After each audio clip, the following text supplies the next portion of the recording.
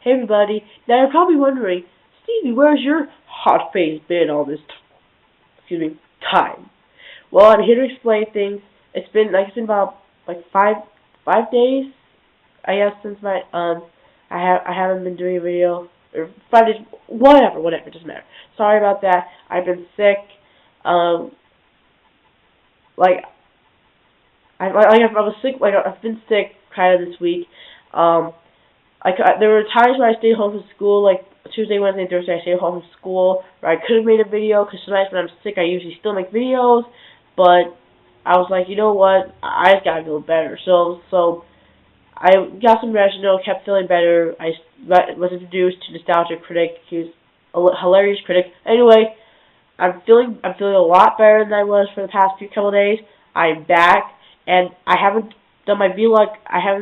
I was supposed to do a vlog video this week, but I haven't got a chance to. Like I said, wasn't feeling good. Didn't feel like doing it. Didn't feel like making it up. But I didn't feel good. So I was like, you know what? I'll do it tonight. I'm not doing much, so I'll do it tonight. And my singing video this week, I'm just gonna cut this singing video out for this week, and then just get to this Sunday. It's gonna be the surprise video. So be prepared. So anyway, to the vlog. Today I'll be talking about Monty Python and the Holy Grail. Now, before I get started, a quick shout out to the people who support me: Lala Lauren 1321, TheAndrenicolau, I believe. Sorry if I pronounced that. Excuse me. You can probably tell I'm still a little stuffed up, but just bear with it. And Fluffy6756. They left me some nice comments on my videos. Check these people out. Add them as friends. Subscribe. The URLs will be down below. Now back to Monty Python and the Holy Grail. This is Monty Python's first movie. This is my introduction to Monty Python, by the way. I've never seen their television shows, their movies, their skits, whatever. And after watching this, I'm actually really tempted to watch some of their skits. Now the movie basically takes place in the King Arthur period, and it's about King Arthur and his gang King Arthur's played by Graham Chapman, and along with his gang played by Patsy by Terry Gilliam, Sir Bedivere the Wise, played by Terry Jones, Sir Lancelot the Brave, played by John Cleese, Sir Robin the not quite so brave as Sir Lancelot, Eric Idle, Sir Galahad the Pure by Michael Palin, and the Sir not appearing in this film, played by no one because he's not appearing in this film. Okay, and they're basically, on their quest to seek out the Holy Grail. They're on an adventure, and it's all crazy, and what more can you say about that, really? There's not really much of a plot to it. That's kind of the plot. But, like I said, this is my introduction to the Monty Python genre. Apparently it's kind of like a cult thing. Apparently, British comedy is like a cult thing. You either buy it, or you don't. British comedy, I don't watch a lot of British comedy to begin with. I haven't seen that show Benny Hill because my dad has the first 4 seasons. I still haven't watched them though, but I want to. It looks pretty good. I don't watch a lot of British comedy. I haven't watched any of the Monty Python movies. Then I watched this.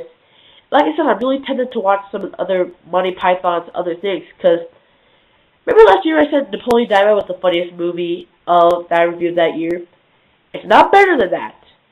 It's not the best comedy I've ever seen, but it's probably one of my favorite comedies I've ever seen. It's probably so far the funniest comedy I've reviewed so far this year. This is a really it goes from going just being hard chuckles to big hard laughs. I mean, from the opening with all the credits and the subtitles and the weird subtitles and the guys it starts out the credits are rolling and there are these weird funny subtitles, and then the credits stop and the message goes the guys who've done this has been canned, and then they keep rolling for another 5 seconds, and then they said those who have been canned, and so then they screw around with the credits, instead of the subtitles, the credits, Llama's shaver or something like that, and so they stopped it again and said, sorry, it's an act out of desperation, and so before the credits end, near the last third of the credits, we change from like the black screen with the credits going by to like a flashing like red and yellow kind of screen, kind of like a Mexican thing, which is really fun. I like how they kind of change around the credits.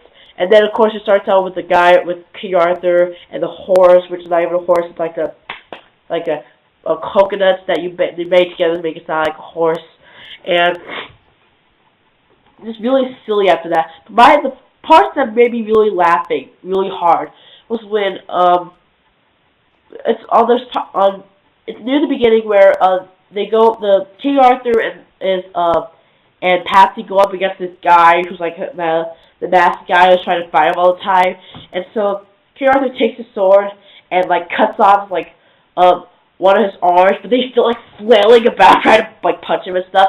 They cut his arm off, and he still manages to like flail about, like kicking him and stuff. They cut off his leg, and he's like hopping around on one leg, trying to do something. And then he cuts off both his other leg, and so he's basically just like flapping around trying to do something. That was really funny.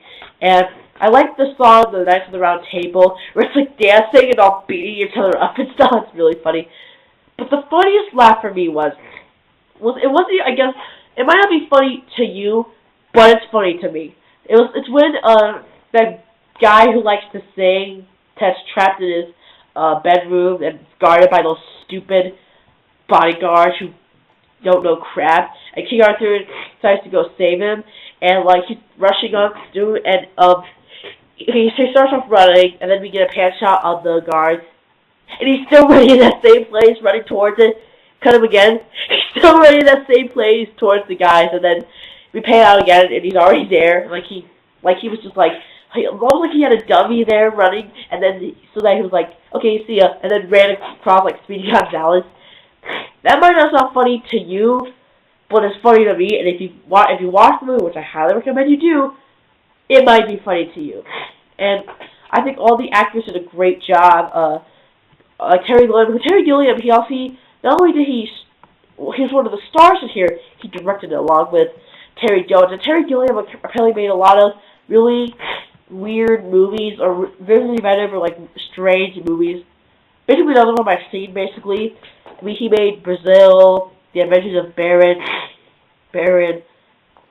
Munchausen or Munch. Damn it! How do you guys say his name? It's Baron Munchausen. I'll say it, whatever.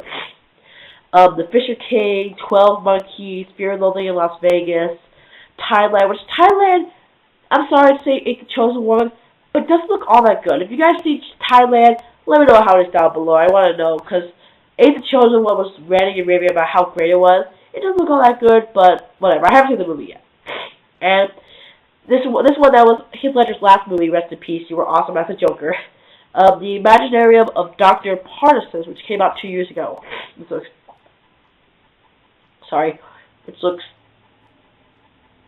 ew. Sorry if you see that. Which looks pretty interesting. And it was also directed by Terry Jones, which basically he's only known for directing the Monty Python movies. Like he directed Monty Python, but there's this one, Life of Brian, and Being of Life. The last two I haven't seen yet, but I've seen this one, and I really, really enjoy it.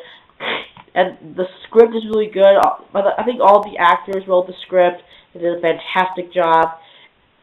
It's really good. I would give this 4 stars. I like it I love it that much. Like I said, it's probably the funniest comedy I've reviewed so far this year. It's really good. If you don't like British comedy, you might not like this, but please check it out. I would extremely recommend picking this up. And of course, it's the musical Spamalot, which I have not seen that one yet. I've heard a lot of good things about it though, so I want to see it though. But it looks pretty good. And after watching this, I actually started watching. Actually, I'll save that for the questions.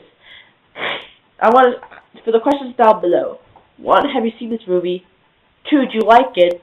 3, did you think it was funny? If you didn't, that's cool too. We all have our own opinions, but I thought it was hilarious. And 4, do you watch a lot of Monty Python? And if you so, what was your favorite Monty Python movie? If you've seen all 3 of them, if you've seen this one and loved it, that's okay too. If you've seen, like I said, what's your favorite Monty Python movie? And also, what's your favorite Monty Python skit? So far, my favorite one out of the movies will probably be would probably most likely be the lumberjack song that I'm a lumberjack and it's okay, sleep all night and I work all day. You know that was really funny. I watched that recently and it was really good. I like the dressed in women's clothing, stuff like that.